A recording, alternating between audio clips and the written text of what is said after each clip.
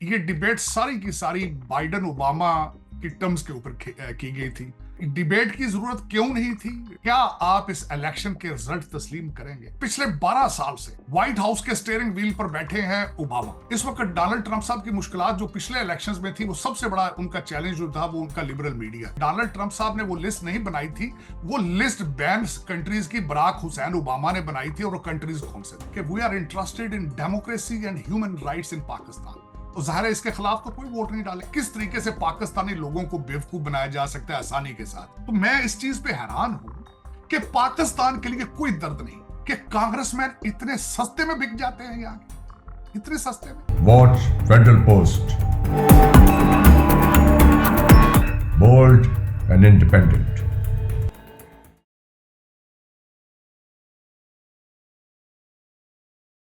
अस्सलाम वालेकुम, मैं हूं हसन जफर और यह है प्रोग्राम टॉकिंग पॉलिटिक्स। मेरे साथ इस वक्त मौजूद हैं यूनाइटेड स्टेट्स से जनाब साजिद तारड़ साहब। तारड़ साहब रिपब्लिकन पार्टी के मेंबर हैं, ट्रंप साहब के क्लोज एलाय हैं, उनके साथ बहुत एक्टिवली इस वक्त पार्टिसिपेट कर रहे हैं यूएस इलेक्शंस के लिए। तारड़ साहब, welcome. My pleasure, thank you so much. I should say welcome again. हमारी कुछ दिन पहले ही बात हुई थी एंड ड्यूरिंग दिस वाइल जो इंपॉर्टेंट डेवलपमेंट्स हुई हैं वो आपके सामने रख देते हैं and then let's take them up one by one. सबसे इंपॉर्टेंट चीज तो ये है, प्रेसिडेंट बाइडेन और प्रेसिडेंट ट्रंप के दरमियान जो एक मुबाहिसा हुआ है सीएनएन के ऊपर, वो सारी दुनिया ने देखा, हमने भी देखा। इक्तिसादी मसाइल, माहौलियाती मसाइल, इस्कात हमल, अफगानिस्तान, ईरान का जौहरी प्रोग्राम, यूक्रेन और रशिया की वॉर, हमास इसराइल वॉर, और जो वहाँ पे पॉलिटिकल पोलराइजेशन है यूएसए में, इन मौजूआत पे बात हुई है। और एक कांग्रेस में करारदाद पास हुई है पाकिस्तान के बारे में विद एन ओवरवेलमिंग मेजोरिटी। सिर्फ 7 वोट अगेंस्ट थे उसके कि पाकिस्तान में जो 8 फरवरी को इलेक्शंस हुए उनके बारे में इंडिपेंडेंट तहकीकात कराई जाए। ये दो बहुत अहम मौजूआत हैं। As you like to start, जहां से चाहे हम स्टार्ट कर लेते हैं। मैं समझता हूँ दोनों सब्जेक्ट जो है they are very dear to my heart, और मैं दोनों को बड़ा क्लोजली वॉच कर रहा हूँ। मैं सबसे पहले शुरू कर लेते हैं जो डिबेट है। मैं हकीकत डिबेट यस प्लीज। पहले अभी देखी है, और उसके बाद रेजोल्यूशन 901 के ऊपर काम बात करते हैं। यस। सबसे पहले तो आपके देखने वालों को ये बताना चाहूंगा ये डिबेट क्या थी। और इसमें डोनाल्ड ट्रंप साहब ने अपनी डिबेट में बार बार कहा कि इस डिबेट की जरूरत नहीं थी, लेकिन ये डिबेट क्या थी? ये डिबेट सारी की सारी बाइडन ओबामा की टर्म्स के ऊपर की गई थी। सीएनएन जो सीएनएन चैनल है, जिसको हम यहाँ पे अक्सर ये कहते हैं, ये क्लिंटन न्यूज नेटवर्क, जिसको हम यहाँ ये भी कहा जाता ओके। है कि फार लेफ्ट को रिप्रेजेंट करता है और फार लेफ्ट की बातें करता है और मुसलसल ट्रम्प बैशिंग करते हैं मुसलसल। अब उस पे 2 एंकर जो थे वो भी उन्हीं की मर्जी के थे, टैपर और डैना बैश। और दोनों के दोनों फार लेफ्ट, अल्टीमेटली सीएनएन के लिए काम करते हैं तो फार लेफ्ट के होंगे। उसके बाद ये भी उन्हीं की तरफ से डिसाइड किया गया कि लाइव ऑडियंस नहीं होगा, क्योंकि बाबा जो है वो घबरा ना जाए कहीं। फिर उसके बाद जो माइक भी है वो भी टैपर और डैना बैश के कंट्रोल में होगा। और फिर इस बहस में कई दफा देखा गया कि जब प्रेसिडेंट साहब फिक्र अदा नहीं कर पा रहे थे तो उन्होंने रेस्क्यू भी उनको किया और थैंक यू करके मूव आगे कर गए। अब उसमें जो प्रेसिडेंट साहब आए तो वो बिल्कुल इस तरह थे जिस तरह एक रोबोट आ रहा है चलता हुआ है। तो फिर उसके बाद हैविली ड्रग्ड नजर आ रहे थे, और व्हाइट हाउस का स्टाफ जो है वो बार बार लोगों को ये बताता थक गया कि इनको जुकाम है, ये इनको फ्लू हो चुका है, इसलिए उनकी आवाज नहीं निकल रही। उसके बाद डिबेट की जरूरत क्यों नहीं थी? ये कई दफा जो डोनाल्ड ट्रंप साहब उन्होंने फरमाया जरूरत इसलिए नहीं थी मेरे ख्याल में क्योंकि इस वक्त बाइडन ओबामा एडमिनिस्ट्रेशन को सबसे बड़ा चैलेंज उनकी अपनी परफॉर्मेंस है पिछले 4 साल की। उसको वो किसी तरीके से छुपा नहीं पाएंगे regardless how they do it. लेकिन इसके बावजूद आखिरी क्वेश्चन जो है, कुछ चीजों का तो आपने बता दिया, अल्टीमेटली इकॉनमी डिस्कस की गई, इन्फ्लेशन डिस्कस किया गया, बॉर्डर डिस्कस किया गया, अबॉर्शन डिस्कस किया गया, जंगें डिस्कस की गई, लेकिन आखिरी जो इस पे बार बार जो थे वो कैपिटलाइज किया गया कि क्या आप इस इलेक्शन के रिजल्ट तस्लीम करेंगे?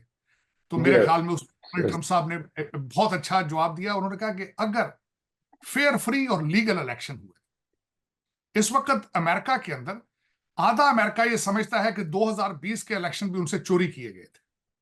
आधा अमेरिका ये समझता है कि under the radar of Covid, under the under the mail in voting उनसे फ्रॉड किया गया है। अब इस वक्त कई सिटिंग सेनेटर्स जिनमें कई सिटिंग सेनेटर हैं जिन्होंने इस अपने खदशात का इजहार कर चुके हैं कि वो 2024 के इलेक्शंस का रिजल्ट को तस्लीम नहीं करेंगे। मेरे ख्याल में डोनाल्ड ट्रंप साहब भी उसी वजह से घबराए हैं, घबराना भी चाहिए। उसकी वजह यह है कि पिछले 12 साल से व्हाइट हाउस के स्टीयरिंग व्हील पर बैठे हैं ओबामा। आप कैबिनेट को देख लें, चाहे टोनी बिल्कुन को देखें, आप जैक सुल्लिवन को देखें, लॉयड ऑस्टिन को देखें, तो ये सारे के सारे ताने बाने मिलते हैं ओबामा साहब ने। उन्होंने हैंड पिक किया सारा कुछ, और इस वक्त भी जो सारी एडमिनिस्ट्रेशन के शॉट्स कॉल करते हैं ओबामा। अब उसमें यह भी क्वेश्चन किया गया, इनविजिबल प्रेसिडेंट है अभी, और नॉट टू इनविजिबल, और नॉट टू, और मैं समझता हूं कि वाहिद प्रेसिडेंट ऐसे हैं जो जब वाहिद प्रेसिडेंट है हिस्ट्री में कि अपनी प्रेसिडेंसी के बाद उन्होंने वॉशिंगटन डीसी को नहीं छोड़ा, चंद ब्लॉक के फासले पर वो रहते हैं और सारे का सारा इंतजाम वही अपना कंट्रोल करते हैं। ये ट्रेजेडी है ऑफ द जिस कंट्री के बारे में बार बार हम सोचते हैं कि we are the keeper of the free world, we are the home of democracy. This is a tragedy in this country. अब उससे आगे चलते हैं तो वो ओबामा स्ट्रॉन्ग किस तरह है। ओबामा साहब ने एक चीज ये की है कि वो डिपार्टमेंट ऑफ जस्टिस को, स्टेट डिपार्टमेंट को, पेंटागन को, हर चीज को कंट्रोल करते हैं, और उसके साथ जुल्म उन्होंने ये किया है कि उन्होंने वहां पे सियासतदान अपॉइंट नहीं किए, उन्होंने एक्टिविस्ट वहां पे अपॉइंट किए हैं। एक्टिविज्म का और सियासत का फर्क होता है। अब ऐसा मैं आपके देखने वालों को कहूंगा कि प्लीज कभी गूगल करके टोनी बिल्कुन को स्टडी किया जाए। He is not a politician, he is an activist. अब वो जो 12 साल उन्होंने ये एक्टिविस्ट अपॉइंट कर दिए हैं, अब एक तो वो डोनाल्ड ट्रंप को जीतने नहीं देंगे, अगर जीत भी जाए तो वो उनको करने कुछ नहीं देंगे। कंट्री जो इस वक्त फ्री फॉल पे चल रहा है उसको बचाना बड़ा मुश्किल है। वो इसलिए, अब देखें अमेरिका की क्राइसिस क्या है। अमेरिका की क्राइसिस ये है कि 100 मील के फासले पर क्यूबा के अंदर 4 रशियन शिप्स और 1 एटॉमिक सबमरीन जो है वो आके लाइव एक्सरसाइजेस कर रही है वहां पे, नेवल एक्सरसाइजेस। एक उन्होंने मिसाइल का टेस्ट किया जिसकी 600 मील की रेंज है, लेकिन अमेरिका के अंदर CNN ने और दूसरे जो लिबरल न्यूज आउटलेट्स हैं उन्होंने उनको कवर करने की कोशिश ही नहीं की, बल्कि कौम के इत्मीनान के लिए बताया गया है कि सबमरीन आई है एटॉमिक, लेकिन उसके अंदर एटॉमिक बम नहीं है। यहां पे जून सेलिब्रेट किया जा रहा है, यहां पे प्राइड परेड्स चल रही है, फादर्स डे मनाया जा रहा है। ये ट्रेजेडी।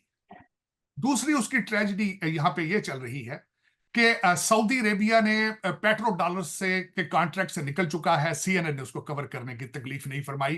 और उसके जी, तो दर हकीकत देखिए, मैं जो मजाती तौर पर मैं खुद अपने आप को समझता हूं कि I am a student of political science.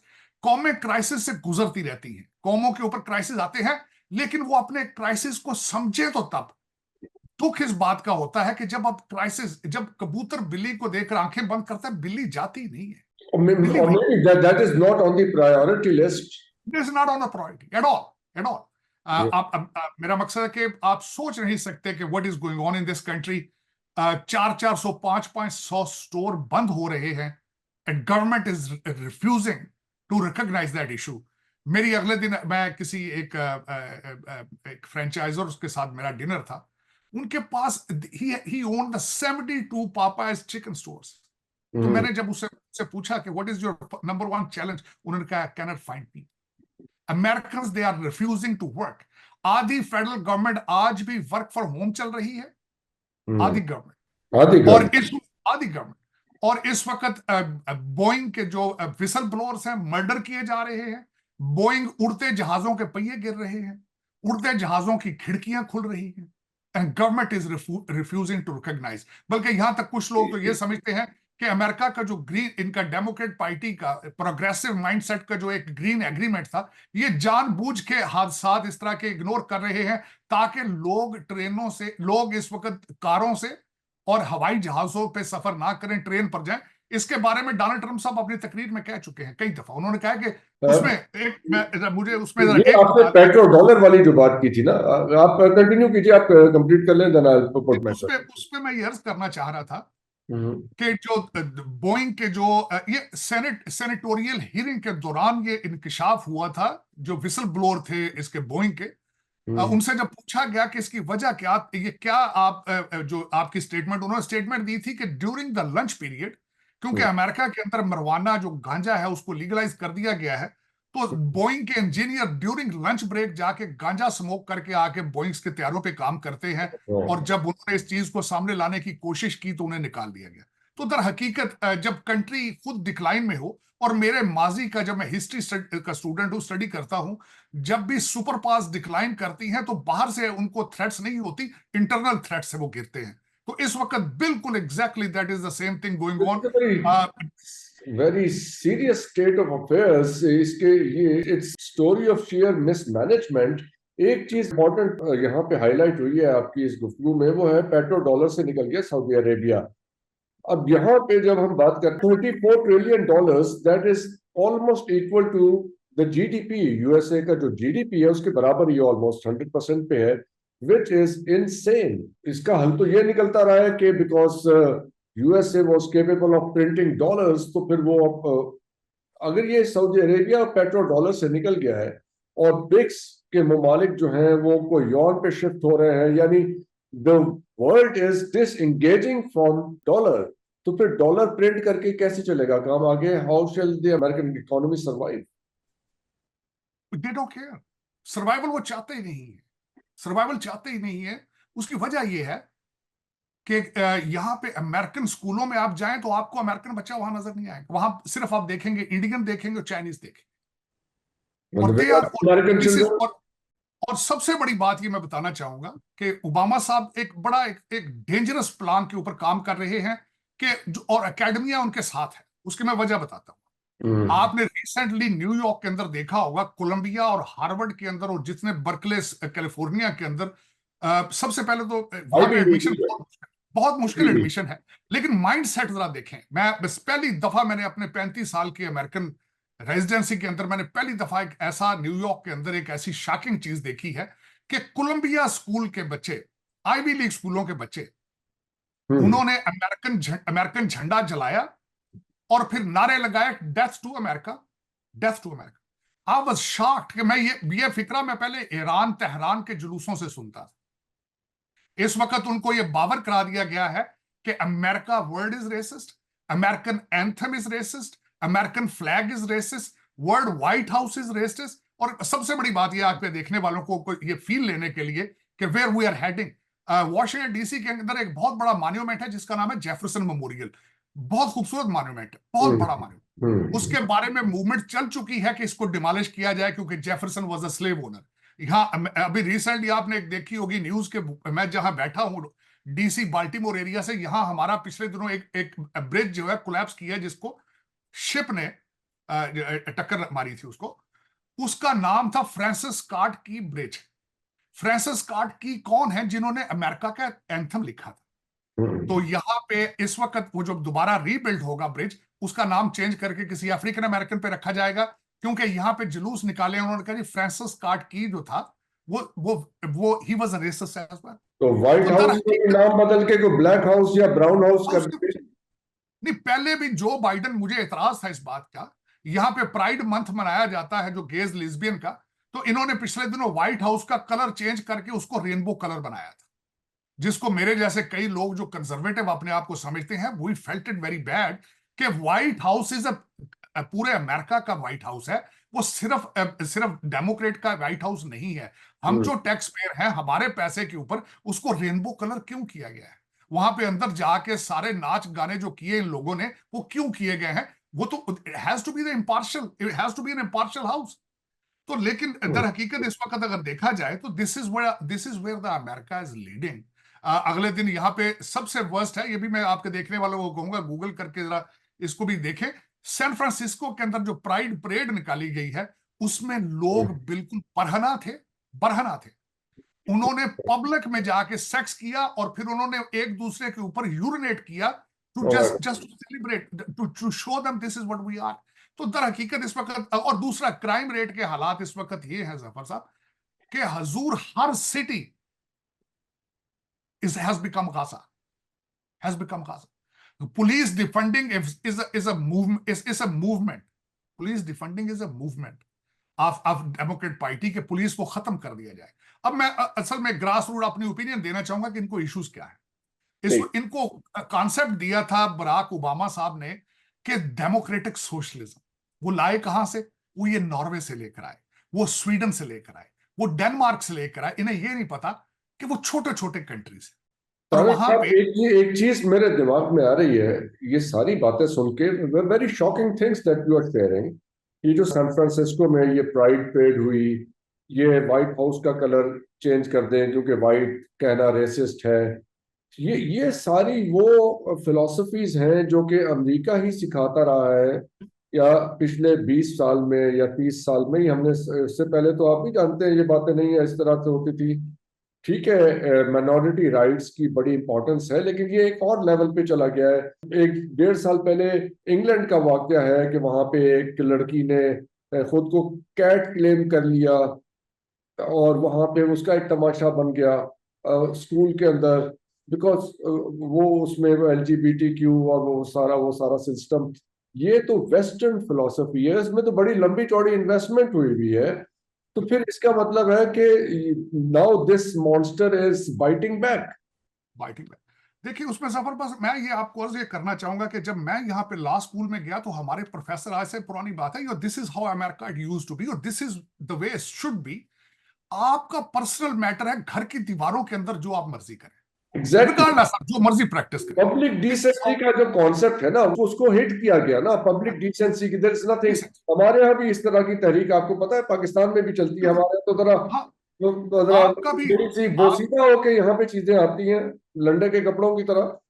हाँ बिल्कुल, मुझे आपकी मूवमेंट मुझे याद है, मेरा जिस्म मेरी मर्जी, मैं बिल्कुल समझता हूँ इस बात उसमें देखिए ना, उसमें कि जी मैं तरीके से नहीं बैठना चाहता या चाहती, जो भी है, तो भाई वो तो हमारी एक कोई सिविलाइजेशन का कोई तरीके से पब्लिक डिसेंसी के मैटर्स हैं, उससे किसी की कमजोरी जाहिर तो नहीं होती ना इन मामलात से। उसमें जफर साहब, जो मेरा इशू है वो ये है कि टैक्स पेयर्स के पैसे पे गवर्नमेंट का क्या काम है इस चीज को प्रमोट करना और फिर स्कूलों में इस चीजों को इन्फोर्स करना। 11-11 साल के बच्चे, 5-5 साल के बच्चों को माइल्ड करना इस तरफ। ये मुझे इन चीजों पे एतराज है कि जब टीचर स्कूलों में इस चीज को प्रमोट करेंगे गवर्नमेंट के खर्चे पे, मेरे टैक्स पेयर्स के पैसे पे, देन इशू कम्स। फिर उसके बाद दूसरी बात, अब जब ये चीज आपकी फॉरेन पॉलिसी का हिस्सा बन जाए, बराक हुसैन ओबामा साहब ने रशिया को, जब, क्योंकि Russia was against the gauge and lesbian rights, इन्होंने पूरी की पूरी टीम उनको स्नब करने के लिए सारे गेज और लेस्बियन भेज दिए थे। फिर दूसरी बात मैं बताना चाहूंगा, सूडान को अमेरिकन US एड इन्होंने देने से बंद कर दी थी क्योंकि वहां पे उन्होंने गेज और लेस्बियन के खिलाफ लेजिस्लेशन की थी। When the countries start spending the dollar amount on promoting these things, और दूसरा जब आपकी फॉरेन पॉलिसी का हिस्सा बन जाएगा, then I have issues. लेकिन ये कॉर्पोरेट वर्ल्ड तो पहले ही ऐसा कर रहा है। अगर कोई इन मौजूदात के अगेंस्ट जाता है तो वो जहां पे भी काम करते हैं उनको उसमें कारोबार बंद करना पड़ता है या उन्हें अपनी नौकरी से हाथ धोना पड़ता है। तो ये इस तरह तो पहले भी हो रहा था, बट असल में इसमें फिर इंटरेस्टिंग बात आती है ट्रम्प साहब की पॉलिटिकल पोजीशन के हवाले से। हमने देखा कि ट्रम्प साहब ने अपनी पिछली प्रेसिडेंसी में कुछ ऐसे अनपॉपुलर डिसीजंस लिए थे which were so called politically incorrect. For example, उन्होंने इमिग्रेंट्स के बारे में एक पोजीशन ली थी, उन्होंने अमेरिकन सिटीजन्स के बारे में विज़वी अदर इमिग्रेंट्स उनके बारे में एक पोजीशन ली थी, किसे आना चाहिए अमेरिका में, किसे नहीं आना चाहिए अमेरिका में। These were very politically incorrect positions. तो मैं बड़ा अच्छा क्वेश्चन मैं जरा ये देखिए ना, ये दो पॉलिटिकली इनकरेक्ट मैटर्स हैं कि अगर आप, जैसे ये न्यूड परेड हो रही है सड़कों के ऊपर, तो उसके खिलाफ बात करना might be held as politically incorrect. तो ट्रम्प साहब आके ही can fix it, because if he could do that, if he को, अगर वो इतने ब्रेव होके वो वहां पे पोजीशन ले सकते थे तो वो यहाँ पे भी ले सकते हैं। Do you think he can? मैं पहले वो दो पॉलिसीज डिस्कस करना चाहूंगा, आप मुझे अगर इजाजत दें तो। मैं, क्योंकि आई हैव बीन, मैं उसके साथ था उनके दोनों इलेक्शंस में। Officially I was part of the campaign, I had a contract sign with them. तो मेरी अंदर हकीकत, मैं अभी भी ट्रैवल करता हूं उनके साथ, महीने में 2 दफा ट्रैवल करता हूं। मैं बताना ये चाहूंगा वो क्या था। इस वक्त डोनाल्ड ट्रंप साहब की मुश्किलात जो पिछले इलेक्शंस में थी, वो सबसे बड़ा उनका चैलेंज जो था वो उनका लिबरल मीडिया था। हर चीज को ट्विस्ट किया जाता था। मैं रिसेंट एक मिसाल देना चाहूंगा। अगले दिन बाइडेन साहब ने अपनी पॉपुलैरिटी के लिए उन्होंने H1 वीजे पे लोग आते थे, उनके स्पाउसेस को जो इलीगल थे उनको उन्होंने ग्रीन कार्ड नवाज दिए, इलीगल लोगों को। दूसरी तरफ डोनाल्ड ट्रंप साहब ने उसके बाद उसको काउंटर करने के लिए उन्होंने कहा यहां जो बच्चा एज ए स्टूडेंट आएगा हम उसको ग्रीन कार्ड देंगे। एक अप्रोच ये है कि आप बॉर्डर से वॉक करके आए, आप अनस्किल्ड हो, तालीम ना हो, आपका कोई बैकग्राउंड चेक ना किया जाए, आप यहां आए, आप चाहे क्रिमिनल हो चाहे जिहादिस्ट हो, लेकिन आपको लीगलाइज करके आपको डेमोक्रेट पार्टी का एक वोटर बना लिया जाए। दूसरी तरफ सपोर्ट डोनाल्ड ट्रंप साहब का डिसीजन ये है कि जो बच्चा यहां पढ़ने आता है पहले क्रिमिनल्स बैकग्राउंड उसके चेक करके लाया जाता है, फिर वो इंटेलेक्चुअल होता है, वो यहां आके अमेरिका की तरक्की का बायस बनेगा। ये अप्रोच है। दो अप्रोचेस के अंदर डिफरेंसेस ये है। देखें, मैं बताना चाहूंगा डोनाल्ड ट्रंप साहब की अप्रोच पहले जो बॉर्डर वॉल बनानी सारी, वो ये कहते थे कि फ्रंट डोर से आओ, दीवार से छलांग लगा के ना आओ, नंबर 1। फिर उसके बाद जी दूसरी उनके ऊपर सबसे बड़ा ब्लेम था कि ही इज एंटी मुस्लिम, और उन्होंने मुसलमानों के कंट्रीज के ऊपर बैन लगा दिया। मैं थोड़ा सा उसको एक्सप्लेन करना चाहूंगा। डोनाल्ड ट्रंप साहब की अपनी एक बच्ची की शादी आज से 4 साल पहले एक मुसलमान बच्चे से हुई भी, नंबर 1। दूसरी चीज मैं ये बताना चाहूंगा कि डोनाल्ड ट्रंप साहब ने वो लिस्ट नहीं बनाई थी, वो लिस्ट बैन कंट्रीज की बराक हुसैन ओबामा ने बनाई थी। और वो कंट्रीज कौन से थे? कंट्री इराक था, कंट्री सीरिया था, लीबिया था, ईरान था, नॉर्थ कोरिया था। उन कंट्रीज के ऊपर वो बैन लगाने की वजह क्या बनी थी कि वहां से उनके डॉक्यूमेंटेशन वेरिफिकेशन का कोई system in not provided, not intact. तो वो लिस्ट बनाई गई और उस लिस्ट को जब इन्होंने किया, लेकिन हाँ ये जरूर मैं कहूंगा कि CNN ने उसके ऊपर बड़ी मार्केटिंग की। उन्होंने कहा ये एंटी मुस्लिम है, एंटी सारा कुछ है। हाँ, और दूसरा एक मैं सबसे बड़ी ये बात बताना चाहूंगा, इस वक्त भी उनकी हर चीज को ट्विस्ट किया जाता है। फर्स्ट अमेंडमेंट, अब देखें सबसे बड़ी मैं एक आखिरी इसमें मिसाल देना चाहूंगा। इस मुल्क के हालात ये थे कि इसमें तालिबान के अलकायदा के ट्विटर अकाउंट खुले थे, लेकिन सिटिंग प्रेसिडेंट का ट्विटर अकाउंट बंद था। और ये वो उस कंट्री के अंदर बंद था जो हमेशा अलमबरदार होता है फर्स्ट अमेंडमेंट का, फ्रीडम ऑफ स्पीच अलमबरदार होता है। उसका फेसबुक बंद है, उसका ट्विटर अकाउंट बंद है, तालिबान के खुले थे सारे के सारे अकाउंट। लेकिन देखिए It links us very well with what is happening in Pakistan. यहाँ पे भी ट्विटर, यहाँ तो ट्विटर वैसे ही बंद है, लेकिन अकाउंट्स यहाँ पे टारगेटेड हैं। इफ यू अलाउ मी तो हम जरा वो दूसरी पॉइंट को भी लिंक अप कर ले। जो कांग्रेस में एक रेजोल्यूशन 901 जो पास हुई है पाकिस्तान के हवाले से, कि पाकिस्तान में जो 8 फरवरी को इलेक्शंस हुए थे उनसे बहुत से सवालात हैं। एक लिस्ट ऑफ रीजंस उसमें प्रोवाइड की गई है कि उसमें लोगों को हरासा किया गया, टेलीफोन बंद कर दिए गए, इंटरनेट बंद कर दिया गया, etcetera etcetera, that raises questions about the fairness of the elections. तो उन्होंने कहा उसे इन्वेस्टिगेट कर दिया जाए। उसके जवाब में पाकिस्तानी पार्लियामेंट ने एक जवाबी तौर पे करारदाद मंजूर की कि ये हमारे मामलात में दखल अंदाजी है। और फॉरेन ऑफिस ने भी इसके ऊपर एक ऑफिशियल बयान दिया कि अमेरिका को ऐसा नहीं करना चाहिए था, we are a sovereign state और यहाँ पे हमारे मामलात में इस तरह दखल अंदाजी नहीं कर। माय क्वेश्चन इज, एक सुपर पावर यूनाइटेड स्टेट्स जब उनकी पार्लियामेंट में एक ओवरवेलमिंग मेजॉरिटी से करारदाद मंजूर हो जाती, तो क्या वो अब इस बात को नजरअंदाज कर देंगे और will they sleep over it, putting it under their pillows के उन्होंने तो एक टका सा जवाब दे दिया, अब हम क्या करें अपनी रेजोल्यूशन का? Is it simple as that? मैं उसके बड़ी इसके साथ डिटेल में जाना चाहूंगा। सबसे पहले तो उसके 368 वोट्स आए कैसे? यस, उस रेजोल्यूशन में कहा गया था कि we are interested in democracy and human rights in Pakistan. और जाहिर है इसके खिलाफ तो कोई वोट नहीं डालेगा। रेजोल्यूशन ही ऐसा था कि वहां जमहूरियत और ह्यूमन राइट्स पे जाते हैं। अब जो मैंने उनमें से सबक सीखे हैं वो क्या है, मैं जरा वो आपके सामने रखना चाहूंगा कि रेजोल्यूशन 901 के बारे में मेरे क्या ख्याल। देखिए, सबसे पहले तो सबक ये सीखा मैंने इससे कि देखें किस तरीके से पाकिस्तानी लोगों को बेवकूफ बनाया जा सकता है आसानी के साथ। कि पहले 65 जलसे किए गए साइफर के ऊपर, और फिर अमेरिका के अंदर लॉबी फर्में हायर करके कांग्रेसमैनों को किस तरह खरीदा गया है, ये सबक सीखा मैंने इससे। दूसरा सबक ये सीखा है कि काश क्या अच्छा होता कि यही कांग्रेसमैन 2018 के इलेक्शन के बारे में भी बात करते ही। तीसरा जो मुझे शर्मिंदगी, सख्त शर्मिंदगी हुई वो ये थी, काश यहां वॉशिंगटन DC में यही पीटीआई के जियाले जो है पाकिस्तान के लिए लॉबी करते, ना कि एक फर्द वाहिद के लिए लॉबी करते। आज तक मैंने 35 साल में किसी शख्स को पाकिस्तान की लॉबी करते नहीं देखा, पहली दफा देखा है। और मेरे मुर्शिद पाक, ये सारे मुझसे किसी ने क्वेश्चन किया ये लोग क्यों कर रहे हैं, ये कौन है ये? मैंने कहा एक तो ये वही लोग हैं जिन्होंने अगले दिन स्टेडियम के ऊपर पैसे देकर जहाज, हालांकि नीचे देखने वाले सारे इंडियन थे, ऊपर जहाज कह रहा था कि फ्री खान साहब, ठीक, ये वही लोग हैं। क्यों करते हैं? मेरे मुर्शिद ने कहा ये सियासत नहीं, ये जिहाद है, ये जिहाद, ये इबादत कर रहे हैं, असल में तर हकीकत ये इबादत कर रहे हैं ये सर। तो मैं इस चीज पे हैरान हूं कि पाकिस्तान के लिए कोई दर्द नहीं। और ये कौन लोग हैं मैं ये वो बता, ये वो लोग हैं जिन्होंने कहा था कि इससे अच्छा है सियालकोट भारत ले जाता, क्योंकि वहां ख्वाजा आसिफ है। ये वही लोग हैं, मुर्शिद पाक ने कहा था अगर मैं नहीं तो इससे अच्छा इसके ऊपर एटॉमिक बम फेंक दिया जाए। ये वही लोग हैं जो मुसलसल कहते हैं खान नहीं तो पाकिस्तान नहीं। नौज़बिल्ला, मैं मुझे दुख है इस बात का। तो आखिरी जो बात इसमें है कि मैं शर्मिंदा हूं इस बात पे कि कांग्रेसमैन इतने सस्ते में बिक जाते हैं यहां के, इतने सस्ते में। They are out of their mind. इनको ये नहीं, अच्छा बहुत अच्छा किया मैं, लेकिन इन्होंने ज्यादती की है पाकिस्तान ने। इन्होंने रेजोल्यूशन, इनको चाहिए था कि अमेरिका के अंदर 2020 के इलेक्शन की इन्वेस्टिगेशन की जाए, हमें उसके ऊपर एतराज है। इन्हें डिमार्च करना चाहिए था आपके माइकल ब्लूम को बुला के कि how dare you are interfering into a sovereign country, their internal matters. इनको डिमार्च करना चाहिए था।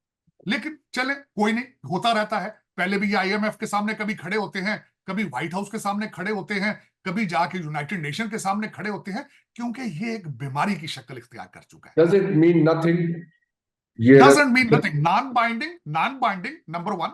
The resolution itself is a non-binding. और दूसरा, अमेरिका अपने इस सदी के सबसे वर्स्ट तरीन पॉलिटिकल क्राइसिस से गुजर रहा है खुद, इकोनॉमिक इश्यूज पे खुद गुजर रहा है। जिस तरह हम अर्ज कर रहे थे कि डॉलर प्रिंट कर करके ये गुजारा कर रहे हैं ये लोग।